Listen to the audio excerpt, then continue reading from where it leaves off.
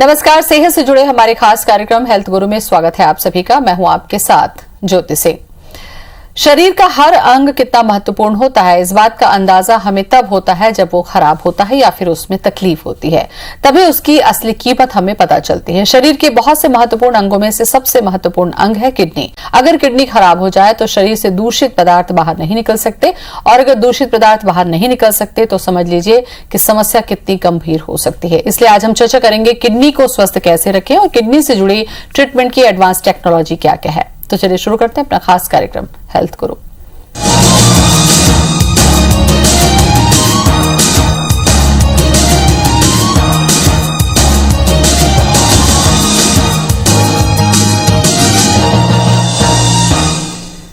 तो किडनी से जुड़ी बीमारियां कौन कौन सी होती हैं, किडनी अगर खराब हो जाए तो इसका शरीर पर क्या असर होता है, और हमारी कौन सी ऐसी लाइफ स्टाइल है जिसकी वजह से हमारी किडनी खराब हो सकती है, और इलाज क्या है, इन तमाम विषयों पर चर्चा हम करेंगे।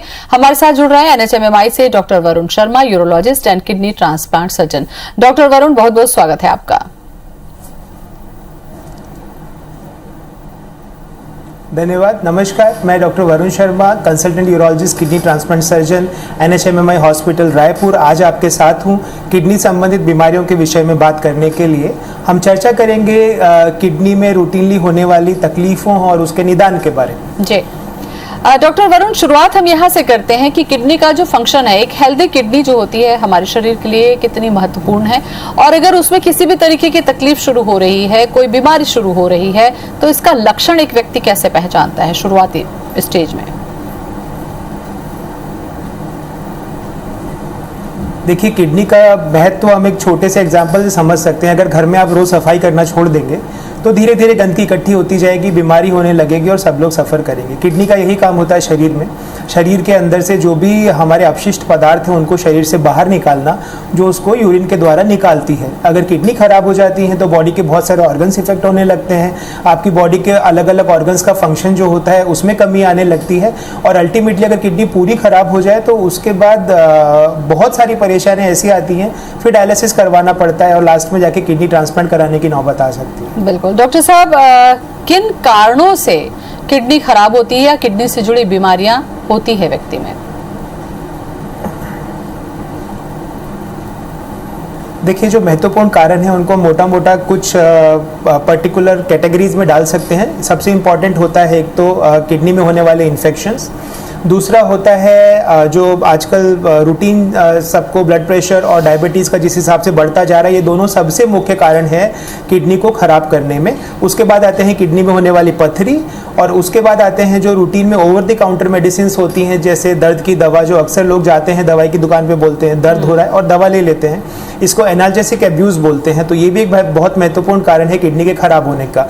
ये मोटे मोटे रीजंस हैं रूटीन में जो हम देखते हैं जिसके कारण किडनी खराब होती है। ठीक है, इन महत्वपूर्ण कारणों की वजह से जब अगर किडनी खराब होती है डॉक्टर वरुण, तो क्या वो लक्षण होते हैं जिससे हमें सचेत हो जाना चाहिए कि ये लक्षण सामान्य नहीं है, ये किडनी की बीमारी की तरफ इशारा कर रहे हैं? जी देखिए, सबसे पहला जो लक्षण होता है वो होता है किडनी से प्रोटीन आना, पर उसको हम अप्रिशिएट नहीं कर सकते, वो टेस्ट में ही पता चलता है। जब किडनी की बीमारी और बढ़ती है और उसके लक्षण आने लगते हैं, धीरे धीरे पाँव में सूजन आने लगती है, आपको जो पेशाब की मात्रा होती है वो कम होने लगती है, चेहरे पे सूजन आने लगती है, सांस फूलने लगता है, खांसी होती है, शरीर के अंदर से बाल झड़ने लग जाते हैं, जो स्किन होती है उसकी चमक चली जाती है, आपको भूख कम हो जाती है, वजन कम होने लगता है, ये सारी तकलीफें आने लगती हैं। बिल्कुल। इन लक्षणों के अलावा जब जांच एक बहुत महत्वपूर्ण बिंदु होता है डॉक्टर साहब, क्योंकि जांच वो प्रक्रिया है जिस पर शुरुआती स्टेज में बीमारी पकड़ में आती है, तो क्या हमारी किडनी हेल्दी है या नहीं है, एक सामान्य व्यक्ति भी कुछ जांच कराकर इसको समय समय पर पता कर सकता है, या बीमारी आने के बाद में जो जांच होती है वो कुछ स्पेसिफिक होती है? ये दोनों ही मुझे लगता है आप जानकारी दीजिए। देखिए, इनिशियली अगर आपको किडनी के बारे में जांच करनी है, किडनी हेल्दी है या नहीं है, जो बेसिक टेस्ट हैं वो है एक सोनोग्राफी। सोनोग्राफी से हम किडनी के बारे में जानकारी ले सकते हैं, वो कैसी है, उसका आकार छोटी तो नहीं हो गई है, सूजन तो नहीं आ रही है, पथरी तो नहीं है, उसमें कोई गांठ तो नहीं है। उसके बाद एक पेशाब की जांच करानी चाहिए जिससे हमें पता चलता है कि इन्फेक्शन तो नहीं है, यूरिन में प्रोटीन या शुगर तो नहीं जा रहा है। और तीसरा एक ब्लड का टेस्ट होता है जिसको हम क्रिएटिनिन बोलते हैं, वो आपकी किडनी कितना प्रतिशत काम कर रही है, ठीक से काम कर रही है या नहीं कर रही है, उसके बारे में हमको इंडिकेशन देता है। तो ये 3 बेसिक टेस्ट हैं जो करा के हम किडनी सही काम कर रही है या नहीं कर रही है, इसके बारे में पता लगा सकते हैं। ठीक है डॉक्टर साहब, ये तो जैसा कि आपने कहा कि इन्फेक्शन की वजह से भी किडनी खराब होती है, जरूरत से ज्यादा पेन किलर की वजह से भी खराब होती है, और भी बहुत सारे कारण हैं। लेकिन किडनी से जुड़ी अगर हम चर्चा करते हैं तो सबसे पहला जो एक जिक्र हम करते हैं वो स्टोन, यानी कि किडनी में पथरी की जो समस्या है वो आज बहुत लोगों में देखने को मिल रही है। इसके पीछे क्या कारण है और इसका ट्रीटमेंट किस तरीके से शेड्यूल आप लोग करते हैं? जी देखिए, किडनी खराब होने में पथरी का बहुत महत्वपूर्ण योगदान है, और जिस हिसाब से पथरी के केसेस बढ़ रहे हैं, किडनी में पथरी होने के, आजकल अगर देखा जाए तो ये एक लाइफ स्टाइल डिजीज़ ज़्यादा बन गई है, जिसके अंदर आपका जो रहन सहन और जो खान पान का तरीका है वो आपको ज़्यादा प्रोन कर देता है आपकी किडनी में पथरी बनने का। सबसे महत्वपूर्ण कारण होता है डिहाइड्रेशन। पानी की जो मात्रा रहती है, यूजुअली क्या होता है कि अपने दैनिक कार्यकलापों में इतनी व्यस्तता हो जाती है कि पानी हमें ठीक से पीना ध्यान ही नहीं रहता, हम काम में इतना व्यस्त हो जाते हैं, और अगर प्यास लगती है तो यूजुअली सॉफ्ट ड्रिंक्स ले लिया या और कुछ ले लिया, तो इसके चलते एक रिलेटिव डिहाइड्रेशन की स्थिति शरीर में पैदा हो जाती है। उसके कारण बॉडी में मिनरल्स के क्रिस्टल्स बनने लगते हैं किडनी में, और वो अल्टीमेटली स्टोन फॉर्मेशन करते हैं। और दूसरा, कुछ लोगों को फैमिली के अंदर वो हेरिडिटी रन करती है, कुछ ऐसी बीमारियां होती हैं, मेटाबॉलिज्म की कुछ ऐसे तकलीफें होती हैं जिसके चलते वो ऑलरेडी जेनेटिकली प्रोन होते हैं स्टोन बनने के। डॉक्टर साहब, किडनी में स्टोन होता है तो ज्यादातर लोग या तो अपनी जानकारी के हिसाब से इलाज करने लगते हैं, कुछ आयुर्वेद या दूसरे पैथी का भी सहारा लेने लगते हैं। उनको ये लगता है कि ज्यादा पानी पीने से जो स्टोन है वो यूरिन के जरिए बाहर आ जाएगा। कितनी बड़ी साइज का जो स्टोन होता है वो यूरिन से क्योर हो सकता है, और किन मामलों में ये गंभीर हो सकता है?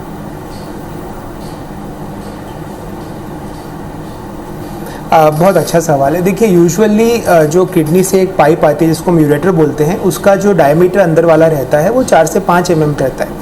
तो 4 से 5 mm तक की स्टोन को हम वेट कर सकते हैं कि वो अपने आप पास हो सकती है।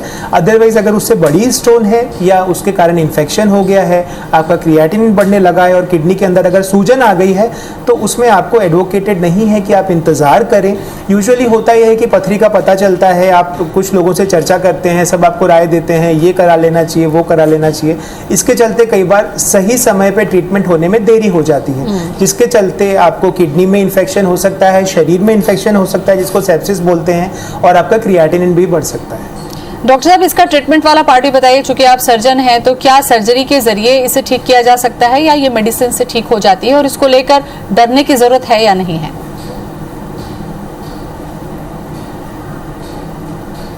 देखिए, डर तो नहीं बोलूँगा, बट हाँ, सचेत रहने की ज़रूरत तो वाकई बहुत ज़्यादा है। अगर आपको स्टोन का पता चला है तो अपने यूरोलॉजिस्ट से ज़रूर मिलें, और उसके लिए ऑपरेशन की ज़रूरत है या नहीं, इसके लिए हमें पथरी का साइज़ कितना है, उसका लोकेशन क्या है, वो कहाँ पे है, उसके हिसाब से किसी भी प्रकार की पथरी को ऑपरेशन द्वारा निकाला जा सकता है।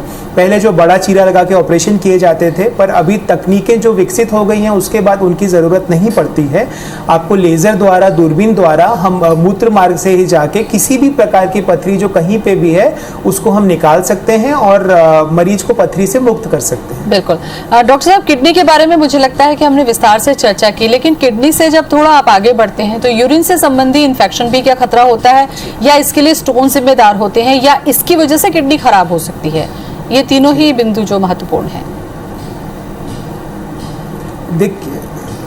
देखिए, ये सब आपस में इंटर रिलेटेड हैं। पथरी के कारण इन्फेक्शन हो सकता है, इन्फेक्शन के कारण पथरी हो सकती है, और दोनों मिलकर किडनी को खराब कर सकते हैं।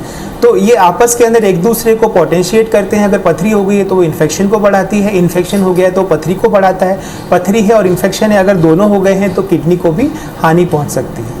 बिल्कुल। अगर यूरिन से जुड़ा इन्फेक्शन चल रहा है तो ये कितने प्रकार का हो सकता है? इसमें क्या बहुत ज्यादा बीमारी हो सकती है, और इसका ट्रीटमेंट कैसा होता है फिर? देखिए, यूरिन इन्फेक्शन की अगर हम बात करें तो बहुत सारे फैक्टर्स इसके साथ में होते हैं। यूजुअली सामान्यतया ये फीमेल्स में पाया जाता है, प्रोपोर्शन में देखें तो मेल्स में कम होता है। अगर मेल्स में इन्फेक्शन हुआ है तो डेफिनेटली कोई गंभीर कारण होगा, उसकी पूरी जांच कराना ज़रूरी है। फीमेल्स के अंदर अगर हुआ है तो यूजुअली अगर हल्का इन्फेक्शन है तो थोड़े एंटीबायोटिक देकर उसको ट्रीट किया जा सकता है, परंतु अगर इन्फेक्शन ज़्यादा है, बुखार तेज आ रहा है, इन्फेक्शन ब्लड में फैला हुआ है, शरीर के जो वाइट ब्लड सेल्स होते हैं वो काउंट बहुत बड़ा हुआ है, तो हमको उसकी आगे जांच करानी पड़ती है और उसके लिए हमें एंटीबायोटिक के इंजेक्शन भी देने पड़ सकते हैं। बिल्कुल। इसके अलावा प्रोस्टेट पर भी हम चर्चा कर सकते हैं डॉक्टर साहब कि ये क्या होता है और इससे जुड़ी जो तकलीफें होती हैं वो फिर किस तरीके से के हिसाब से होती है, ट्रीटमेंट कैसा होता है उसका? जी देखिए, प्रोस्टेट ग्रंथि पुरुषों के अंदर मूत्र मार्ग में पाई जाने वाली एक ग्रंथि होती है जो बचपन से ही सभी पुरुषों में रहती है, परंतु 50 वर्ष की आयु के बाद में शरीर के अंदर कुछ हार्मोनल चेंजेस के कारण उसका जो है वो साइज बढ़ने लगता है। तो जब वो बढ़ने लगता है साइज, तो जो मूत्र की नलिका होता है उसमें वो दबाव बनाने लगता है, जिसके चलते पेशाब संबंधी तकलीफें उत्पन्न होती हैं। ये तकलीफें क्या क्या हो सकती हैं? आपको बार बार पेशाब जाना पड़ सकता है, दिन में, रात में जाना पड़ सकता है, जिसके चलते नींद पूरी नहीं होती है। पेशाब कई बार ऐसे होता है कि जैसे ही लगा तुरंत जाना पड़ता है, कंट्रोल नहीं होता है। पेशाब करने के लिए जोर लगाना पड़ता है, पेशाब की धार ठीक से नहीं आती है और पेशाब करने के बाद भी ऐसे लगता है कि अंदर बच गया है, पूरा नहीं हुआ है। पेशाब में कभी खून भी आ सकता है। तो ये सब अगर सिम्टम्स आ रहे हैं किसी 50 वर्ष से अधिक आयु वाले पुरुष के अंदर, तो ज़्यादा चांसेस हैं कि ये प्रोस्टेट के कारण आ रहे हैं। तो अगर ऐसी तकलीफ है तो आपको यूरोलॉजिस्ट से मिलना चाहिए। बिल्कुल। और इसका ट्रीटमेंट वाला पार्ट क्या होता है डॉक्टर साहब? फिर क्या मेडिसिन से ये ठीक होता है या यहाँ पर भी सर्जरी काम आती है? देखिए, बहुत सारे फैक्टर होते हैं। अगर आपका प्रोस्टेट का साइज 50 ग्राम से ज़्यादा है तो ज़्यादा चांसेस हैं कि आपको ऑपरेशन की ज़रूरत पड़ेगी। और अगर प्रोस्टेट के कारण जो रुकावट होती है उससे संबंधित कॉम्प्लिकेशंस अगर डेवलप हो गए हैं, यानी अगर पेशाब की थैली में पथरी बन गई है, आपका क्रिएटिनिन बढ़ रहा है, पेशाब में बार बार इन्फेक्शन हो रहा है, पेशाब में खून आ रहा है, किडनी में सूजन आ रहा है, तो इस केस में भी आपको ऑपरेशन की ज़रूरत पड़ती है। पर बाकी सब केसेस में जिसके अंदर अगर साइज़ 50 ग्राम से कम है और कोई कॉम्प्लिकेशन डेवलप नहीं हुआ है, ऐसे केसेस में 90% करीब लोगों के अंदर दवाई से आराम आ जाता है। बिल्कुल। तो महत्वपूर्ण चर्चा हम कर रहे हैं इस बार। कुछ और भी मैं जानकारी आपसे लूंगी। डॉक्टर साहब, बहुत सारी चीजों पर चर्चा हमने की। किडनी ट्रांसप्लांट जो शब्द है वो जितना सुनने में आसान लगता है, मुझे लगता है उतना ही कॉम्प्लिकेटेड इसकी पूरी प्रक्रिया होती है। किन कंडीशन में किडनी ट्रांसप्लांट करने की जरूरत पड़ती है और कौन कर सकता है?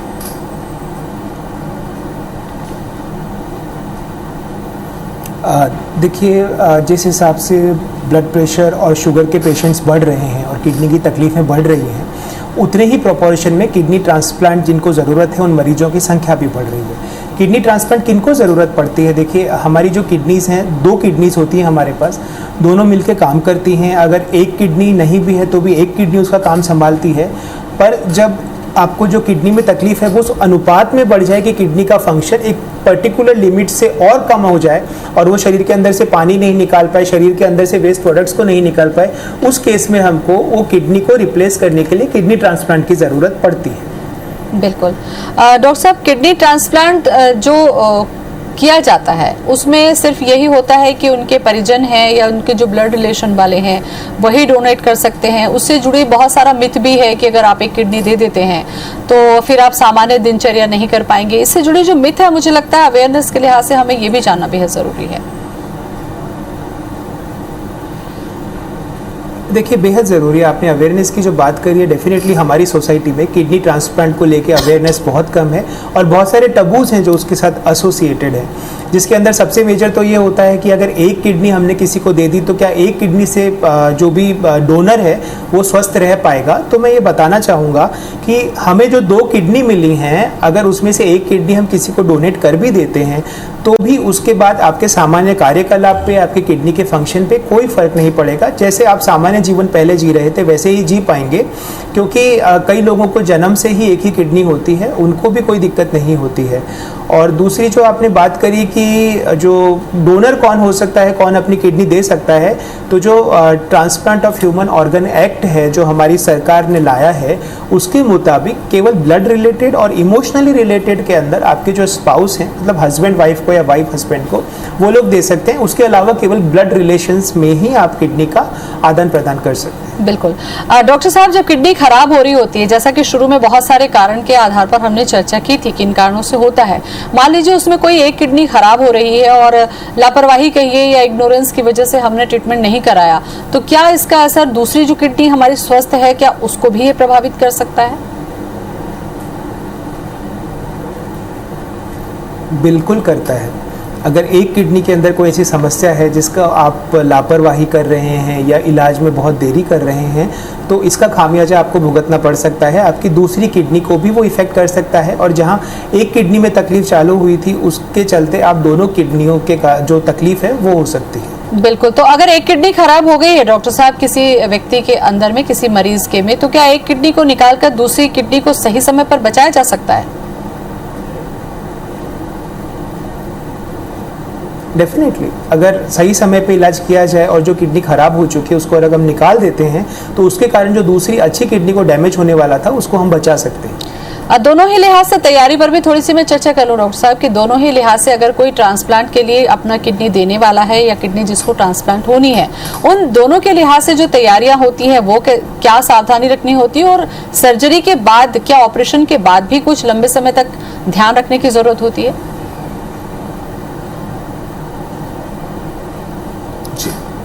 देखिए, एक एक करके बात करते हैं। डोनर और रेसिपिएंट। रेसिपिएंट यानी जिसको किडनी लगने वाली है, डोनर जो किडनी देते हैं। पहले तो दोनों का कंप्लीट थॉरो इवैल्यूएशन होता है कि जो डोनर है उनको अपनी किडनी देने से कोई नुकसान तो नहीं होगा। अगर कोई उनको ऐसी बीमारी है जिसके चलते उनको भविष्य में किडनी की कोई तकलीफ होने की संभावना है, तो ऐसे डोनर से हम किडनी नहीं लेते हैं। मान लीजिए किसी को शुगर है, किसी को डायबिटीज, ब्लड प्रेशर है जो ज़्यादा बढ़ा हुआ है, 2-3 दवा अगर ले रहे हैं, तो ऐसे पेशेंट्स को हम यूजुअली डोनर के लिए फिट नहीं करते हैं। वो पूरी तरीके से स्वस्थ होनी चाहिए, जिसका हम थॉरो वर्कअप करते हैं। और रेसिपिएंट की अगर बात करें तो उसमें भी काफ़ी सारी चीज़ें देखनी पड़ती है। सबसे इंपॉर्टेंट बात तो ये होती है कॉम्प्लायंस की।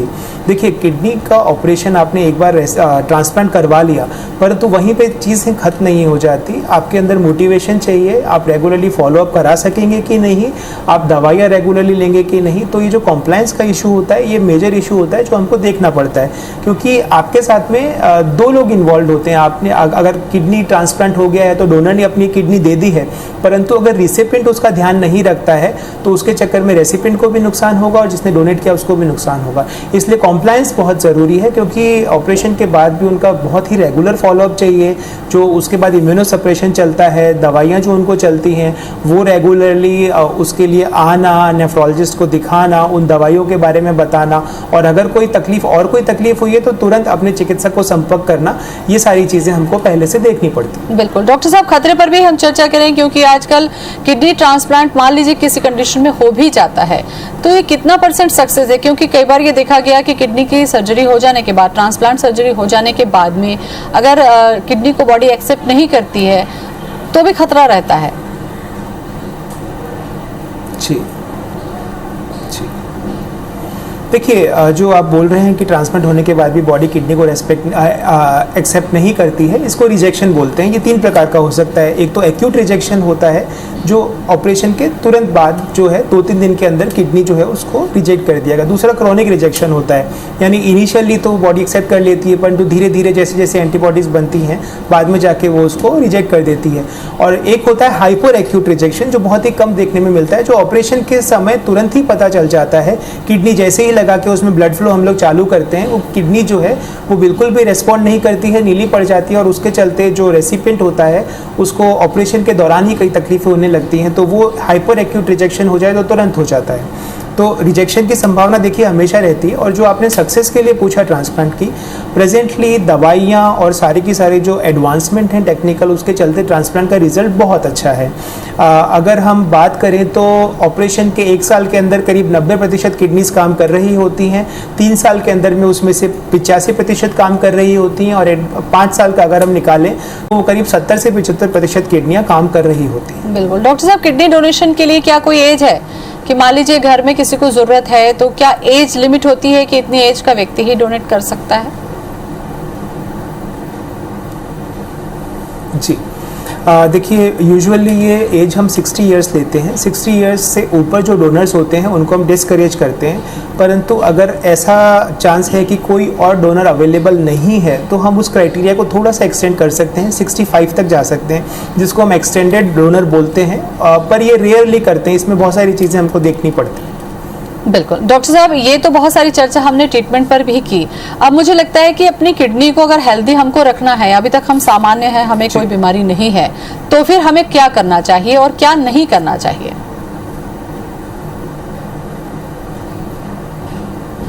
देखिए, सबसे इम्पोर्टेंट है पानी सुचारू रूप से पीना चाहिए। एक 40-45 इयर्स की एज के बाद में एक रेगुलरली सोनोग्राफी करानी चाहिए, अपने यूरिन का रूटीन एग्जामिनेशन कराना चाहिए, एक क्रिएटिनिन करवा लें।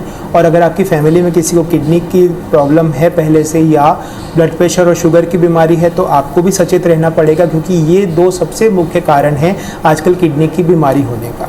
तो ये सारी बातें ध्यान में रखनी पड़ेंगी और उसके हिसाब से प्रोएक्टिवली अगर आप टेस्ट कराते रहेंगे, चिकित्सक की सलाह लेते रहेंगे और जैसा हमने चर्चा करी, ओवर द काउंटर जो एनाल्जेसिक्स हैं यानी दर्द की जो दवाइयाँ हैं प्लीज़ ना लें बिना किसी चिकित्सक की सलाह के। वो एक बहुत इंपॉर्टेंट फैक्टर है जो आपको किडनी को बचा के रखे।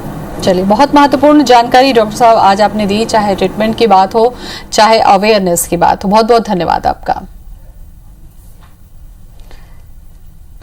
तो किडनी हमारी सेहत के लिए कितनी जरूरी है इस चर्चा से आप जान ही गए होंगे। तो कोशिश करिए कि बिना मतलब के खुद से जाकर मेडिकल से दवा ना लें, जरूरत से ज्यादा और स्मोकिंग है या फास्ट फूड है इसका सेवन ना करें और पानी जरूरत से ज्यादा पीते हैं तो किडनी आपकी स्वस्थ रह सकती है। फिलहाल इतना ही, नमस्कार।